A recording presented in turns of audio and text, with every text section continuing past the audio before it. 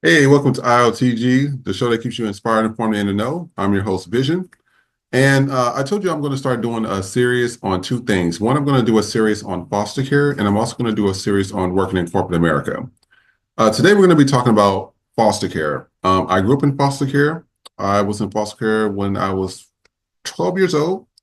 And so I can pretty much tell you, and actually technically 11 because it was off and on between that time. But I was in foster care around between 11 and 12. And I'm going to be telling you the ins and outs of foster care. I know people that want to adopt, and I'm going to start putting information and advice out there in regards to that to give you information. And in addition to that, just to show you, what kids go through on a daily basis, how the facilities work, what do you need to know about things in regards to foster care, if there's any red flags, what's the positive things, etc. So I'm going to go through a few things in here, and I'm also going to tell you a little story about just one of the foster kids I met who was able to tell his story when we were in like a group therapy session. They do those a lot, so we have to be in these sessions to like speak to our peers. And so we do speak about things that happened to us, of the reason why we got into foster care in the first place. I got this pulled up for This Is Us. This is a very good TV show. My friend used to watch it a while back, and I was like, he always watching these old, you know, family type sob shows, but this show was really impressive. This is one of the best TV shows I've ever seen. They did a very good job on it, and it was as regarding this just a family, a normal family, but the black guy, this guy right here, this is played by Sterling K. Brown. He was adopted into their family. And this family is a normal middle class family. They had ups and downs. They had love. They had fights. They have everything. And this is the type of family that most foster kids, would love to have. They care about you. They love you. They want you to be successful. Um, and then also he ended up taking in a little girl who was going through something, which we see in foster care is usually the mom or the father can't take care of the child. And so CPS will take the Child Protective Services, will take the child outside of the house and put them into a foster care, a temporary placement, or a group home. But she was able to get into a house with them. So this is how foster care is when on a good day. All right. Well, I'll say that on a good day.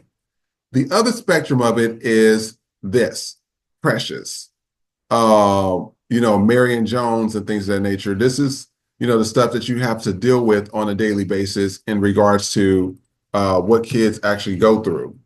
The reason why I tell you that this is probably the majority is because you see a lot of this stuff happens to children all the time. They are in situations like this where you have to deal with, and I'm gonna put this on silent, where you have to deal with people like, Marion Jones, who was very abusive, sexually assaulting, etc. And so you deal with kids that are being traumatized, have been beaten on, who have been treated badly. And so this is something that's for real, for real. And like this scene right here, I mean, literally, like this is how my mom used to talk to me. This is how some people in foster care talk to you as well. I mean, this was an everyday occurrence. This is a night and day difference from This Is Us. You see what I mean? This is probably, I would say, out of all the homes that you're going to get in foster care, 20%. Everything else is like this, Marion Jones Precious. Now, there's another factor to this as well. This is just the foster homes are where the kids come from in terms of situations like this. The other one is the facilities. So I put up Oz and Orange is the New Black. This is pretty much the facilities like you always hear about the juvenile detention center when kids get in trouble, especially with the mass pew pew white kids that's out here doing those things. Just keeping it real with you.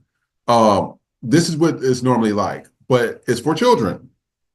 So you see children that literally gets targeted, gets beaten, that's essayed. All these things are happening in these facilities. And you would think that, oh, it's just from the parents or other kids. It's actually from a lot of the facility workers. It's actually from a lot of the psychiatrists and the counselors and stuff. You would not believe how many boys and girls, when I was growing up in foster care, who were being essayed by the therapist or the counselor or the staff member that was supposed to be there to protect them and make sure that they were safe. It's it happens all the time. And actually, to be honest about it, the facilities and the the foster homes are pretty much the same. Now they also have group homes as well. That's like usually outside of it. That's for kids they don't consider like a big flight risk. They're usually like, runaways or they were being beaten. So they put them in like a group home. The group homes can be just as bad, but they're not as bad as the facilities. They have a different facilities. You have the level 5 facility, you have the level 6, and then you have the of all the bad one, the baddest of all, the juvenile detention center. That's where all the bad kids go. That's considered dangerous. Level 6 is also considered dangerous as well. Now, this is for Kansas. Okay. I'm telling you about Kansas because this is how their system is set up. And I do believe I have an organizational chart to show you exactly how it looks. So this is how the child welfare system is kind of set up. So you have SRS or CPS, which is, the head of everything. That's ran by the government. So they pretty much dictate which organizations can house foster children or deal with foster children, which is nonprofit organizations. You have different ones like the Farm, Carl Valley Center, Catholic Charities, and there's a few others, but those are just some to name a few in Kansas. There's different names for different ones in different states. So they're the head of everything. They kind of run everything. In addition, they also work with the courts, so the juvenile courts, and they also work with the detention center.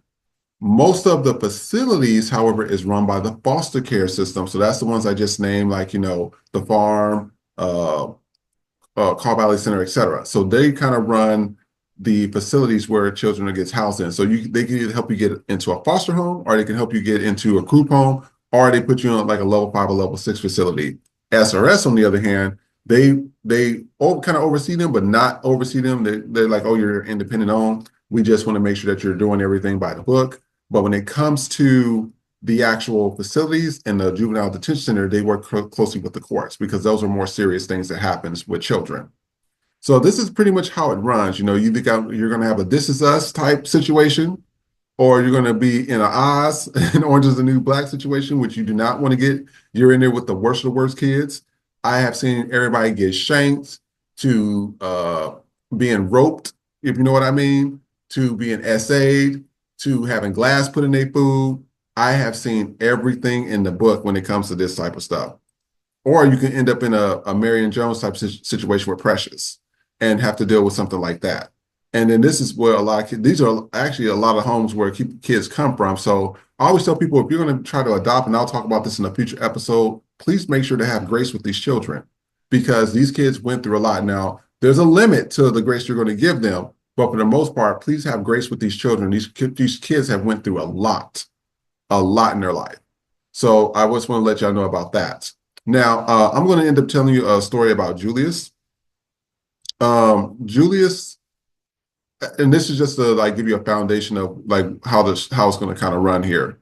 So Julius was a foster child that I had met. He was around 16 years of age. And when we first met him, I told you we have to do these group things. And Julius came in and he was in bandages. And he had bandages right here. So we knew something drastic happened to him, but we didn't know what. And it took him a while to get comfortable with us because kids are cruel. Kids say what's the first thing that's on their mind. Kids like to bully. It is what it is. Especially if you have bad staff members. And some of the places I've been, we had some really bad staff members. It could have been really bad for Julius. But I think people kind of knew this was something that was serious that happened to him before he got into foster care.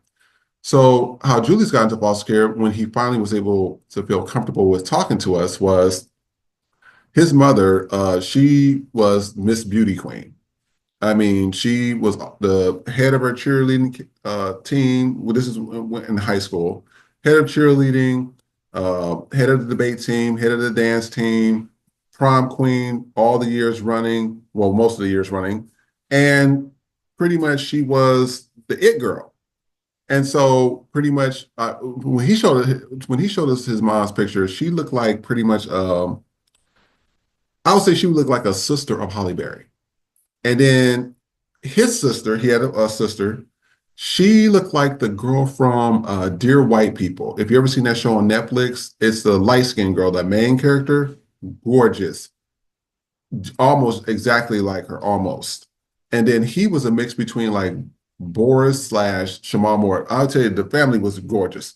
The mother was infatuated with light skin and pretty people and things of that nature. So the kids couldn't really date nobody darker than them. Um, they all the people, if they did date, they have to be good looking and etc. So the mother was very famed because she's always been told that she's the prettiest, she's the best looking of the group. She's always been the leader. Well, his mom, after she graduated and all those things, started getting into the workforce because her husband, Julius and his sister's uh, father, they were going through a separation because they were pretty much cheating on each other. I mean, the family was beautiful. He showed us the photos. The family was gorgeous. The father was like some muscle god looking thing, like that you see on Instagram, all these Instagram muscle influencers. So the family was gorgeous, but the mother and the father just could not stay faithful to each other, so they end up separating. So the mom had to end up getting a job. Well, as she was getting jobs, she said that she went through a lot of different jobs and she could never keep one. And everybody, we asked, like, why can't she keep a job? And it's because his mom always been the person that told others what to do. She's always been the beauty queen. She's always been the person that's been able to say whatever she wants, get away with it. She's also been the person to get anything she wants. She don't never have to want for nothing because, she was gorgeous. So there was nothing to really, she's not used to a boss or something. And don't get me wrong, I don't like working for people either. I think working for other people is for the birds. You be having these micromanagers and people that be talking out the side of their neck. And then when you say something back to them, hey, you're not going to talk to me or disrespect me, then they want to try to hold your job up your head. I totally understood what his mother was going through because I'm going through that and I have friends that's going through that, especially in the current administration. So I get it. And this is back in the day. So, I understood where she was coming from and why she didn't want to work for nobody. So what his mom decided to do, she would usually stay at her job probably a month to the longest he thinks she stayed at her job was 6 months and she quit. So what she started doing, she said, you know what, I'm going to start using my body and my looks. And so she started messing with other guys and how the rent was paid. The other guys was paying the rent, paying the light bills, paying for the kids to go to certain places, paying for their after school activities. And she had multiple different guys. Now, she always went to their house, which was smart. She always went over there. I told them she'll go over there, but she never really brought them over. And what she was also smart in is that she would have them pick them up from her sister's house. So that way there was no issues of where's these guys at or whatever. She always had them come to her sister's house. So that way, when she had her sister's house, then she didn't go back to her house. It was the smartest thing ever, but that's how she got things done. And the guys thought they were the only ones. So that's how that went. Well, eventually she ended up meeting this one guy, and this one guy, the kids knew, and Julius knew that she was like, this is a little bit longer. This is more of a serious thing. And his sister agreed with it as well. So this guy, he was around, oh, well, actually, his sister was around 10 and Julius was around 8 years old. I don't know how old the guy was. I don't remember that far into the whole like thing with that, but that was when they had met him. And things were going good for 3 years. Things went well. And so that was the first person, one of the few people that his mother actually allowed to come back to the house. And so everything was going well. He was paying for the kids. They was going on these fancy vacations. He had a job. Also, he was doing a little selling on the side, if you know what I mean. So the guy was a hustler. He had money coming in left and right. So he never had one income. He had 3 to 4 streams of income. So she got the new Gucci bags and Prada bags and all these designer labels. She got all the newest of newest things. And so when his sister turned 13 years old, that's when everything changed forever. So his sister turned 13 years old, and Julius was telling us that, there was one day they were sitting at the table, and the stepfather was like, oh, you filling out real nicely. You looking real good. You need to show off some skin or whatever. And it kind of weirded people out at the table because he kept talking about it. And the mother was like, hey, I don't want my daughter being grown up fast and doing all these things. So, she needs to stay a child. And so, but then a few other times and a few other times at dinner, he will bring this up and say these things. And eventually it just became like, everybody was like, this is kind of weird and creepy, but whatever. Well, one day she went to go pick up her cheerleading outfit from home. And the mother was gone and Julius was not there. And she went to go pick it up. And then the stepfather was home and he was like, oh, where are you going? And she says, hey, I'm going to cheerleading practice. I just came to get something. He says, why don't you just stay home? We can do practice here. And she said, what do you mean? He said, you could practice on my lap. And she was like, okay. Then we thought that was kind of weird. So she tried to walk out the door. He would not move out the door. And so then he said, you need to go ahead and, stay here. I'm going to help train you. And so then she tried to move out the door again. And then that's when they started tussling. And then he started to essay her. Well, the mother picked up Julius from school and they come home. Mother opens the door, the daughter starts screaming, oh my God, he touched me and did all these things to me and blah, blah, blah. And the mother was, allegedly arguing with him and turned into this whole thing and etc. And he was like, why would I touch her? I would never touch her. I would never do these things to her. I've been taking care of her for 3 years. Why would you sit there and accuse me of things of that nature and such and all that stuff? And so the mother went to the room. The room looked like a tornado hit it. And his explanation was that she was being disrespectful and he told her that she can't go and she was on punishment. Not sure what the punishment was going to be regarding or whatever, but he was never really clear on that. But the whole tussle happened and he said that she was being disrespectful and he told her that she's not going nowhere. And that's why the room was messed up like that. So the mother, was like, thinking, oh, well, he's been here for 3 years. It's one of those type of mothers. And he's never done these things to you. And she's sitting there saying, this man did something to me. So she was like, you know what? She said, I'm not staying for this. So she went to go stay with her aunts. And it was kind of weird because even the aunts, she had quite a few sisters, the mother did. But even the aunts was sitting there like, we don't really trust this guy. This guy kind of, so she went to stay with one of those aunts that really didn't like the man to begin with.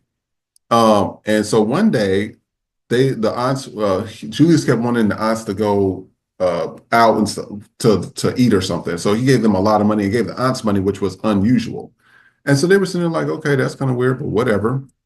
And so then what happened after that? She was at the house and she was at the house by herself because her cousin was gone and etc. And so next thing she knows, the man, her stepfather's knocking on the door and things of that nature. And she says, okay, what do you want? And he says, oh, your mother told me that I have to come pick up something for her. She says, why would my mom say that when they just left and she could just came back and got it herself and they're doing a girls' night? His sister was smart. She was like, I'm not buying this. It doesn't make any sense to me. And so he was like, you need to open the door, stay in a child's place. And she said, I'm not opening the door. She said, if you don't leave, I'm call the cops. So then he tried to start kicking in the door. And he kept kicking in the door and everything. And so she ended up calling the cops. Now the police station was like close down the street. So it would have been there within a matter of seconds. They were staying in a very nice neighborhood, according to what Julius told us. And so, after he heard the cops on the phone and everything, her talking to her, he heard and got in the car and left. So hours later, the aunts came back and they seen that the door was like kind of like dented in, and they asked them what's going on. And the sister said, that hey, this my stepfather was trying to kick in the door, and et cetera. And then the mom and her sister got into an argument because they never liked this man to begin with. They never liked him. And now they're coming to their house trying to kick in doors to get to their niece, and they're trying to figure out why their sister can't see it. They like, this man sat here and did these things. You sitting there don't want to believe him because he's taking care of you, and you're sitting here saying that he makes you squirt in the bed and he got a big thing and all that. And that's why you're with him, because he's taking care of everything, but you need to sit here and also take care of your kids as well. So it was putting a strain on a lot of the family's relationship. So the Julius's sister ended up leaving the aunt's house and just left. Nobody heard from her, for quite some time. And the sister would call Julius, but she really didn't want to tell nobody where she was because she was afraid that this man was going to come and do something to her. So long story short, Julius, everything's kind of quiet down. The sister's not there no more. The aunts and Julius's mom, they don't really talk as much, so things kind of settled. Well, around 16, Julius tells us that his he started having like some girls over to his house. And so he started having girls to come over to his house and have fun and whatever. Not like that type of fun, but they have a very nice house, basketball court, pool, etc. So his house and another friend's house was one of the better houses to go to. And it was most of the popular kids, the cheerleaders, the football, basketball team, etc. So it was mostly them over there. Well, some of the girls, come over as well. And one of the girls went into the house, and the stepfather, and Julius was telling us that it was kind of weird because he said the stepfather would just like want to start coming home earlier and want to come over more. And it was like, why is he coming over and want to hang out with kids? And so one of the girls, she went to go use the bathroom. And I guess what happened is according to what Julius said, the stepfather was trying to prevent the girl from coming out. And so the girl screamed and the windows were open and everything. So everybody hears it. So people run into the house and they're like, what's going on? And she says, I want to go home. I want to go home now. And Julius like, what's going on? And she says, I just want to go home. And so when they got outside, the girl who screamed told Julius and a few other guys there and some of the girlfriends that, your father was trying to prevent me from coming out of the house. I felt unsafe. And Julius already knew what this was about because the same thing happened to his sister, not once, but twice. Well, one, it happened to him, and the other time he tried to kick in the door at the aunt's house. So Julius already kind of knew what was going on. So Julius and his mom one day, because he didn't say nothing for a while.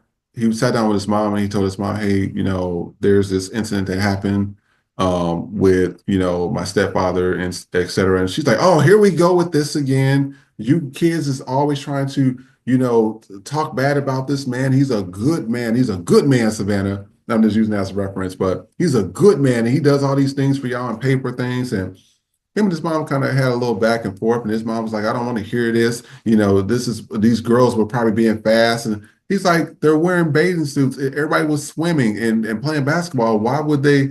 I mean, it just went back and forth. The mom wasn't trying to hear it. He's paying all the bills. He's good looking. He got a big old thing that she tells everybody that makes her squirt. That man wasn't going nowhere. She didn't want to believe nothing nobody said because this man provides and does all these things for her. Well, a couple of weeks after that, Julius tells us that, his stepfather starts saying weird things to him, like, oh, you're not inviting people over no more and things of that nature. He says no, because people don't feel comfortable coming over. And I don't like my friends sitting here saying that, maybe my stepfather might be a pedo, so I don't want to have them over here at the house. And so he was like, well, somebody needs to start coming over here. You need to start bringing some girlies or something. And he says, no. And he said, I'm not doing that. So that was a weird conversation. He says a couple of weeks after, Julius was in the shower and his mother was gone. And stepfather walks in and was like, hey, so, you still serious about bringing over no girls? He says, no. And he says, I don't want to talk about this because I'm currently taking a shower right now. And then you're sitting there talking about some high schoolers. Like, he says, this is weird and creepy. He said, it ain't weird and creepy. He says, either somebody's going to come over or you going to have to do something. And he said, what do you mean? He said, I'm not bringing nobody over. He says, can you get out? He said, you back talking to me? And then they got into a tussle. They got into a tussle. It's kind of, I don't want to give all the details of it, but, they got into a fight. His stepfather pinned him down and his stepfather essayed him. And he said, what he told us was the most painful thing ever. He says his stepfather was really huge down there. And he said he was bleeding like a lot. And so it was really hard because, the kids, we just gasped and everything. It was just like, it was a lot to take in. But it still didn't tell us how he got the scars on him. So we were weird because that's not where he got the scars from.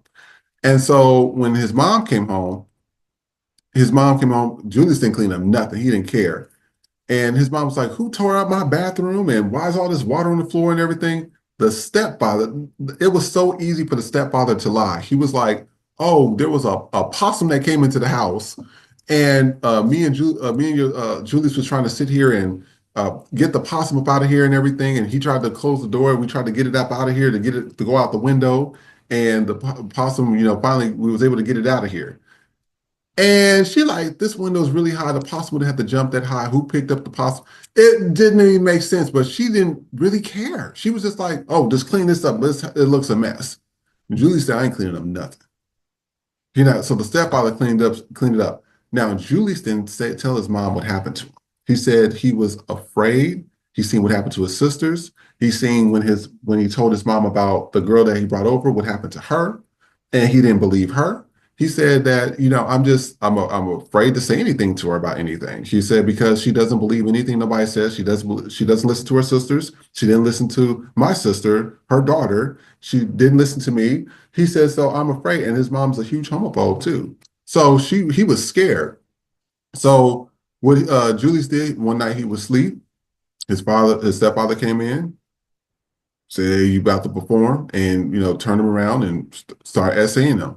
And so he was trying to figure out how his mom didn't hear any of this because he was, like in pain. But his stepfather was like, say you better not scream or nothing. So he was holding him down while he was essaying him.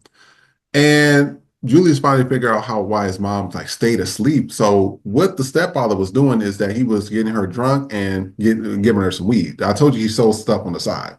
So he was keeping her, high and everything. The thing that was happening is that when his mom regardless of the weed, when his mom gets faded off like alcohol, she gets like real drowsy. She's just knocked out. She's a light sleeper, but when she gets like substances in her, she's knocked out cold. So you're not waking her up for nothing. So he said that, this went on for quite a few nights actually, and he didn't know what to do. And he says it was so bad that, he would not eat the night before or he would not eat at school.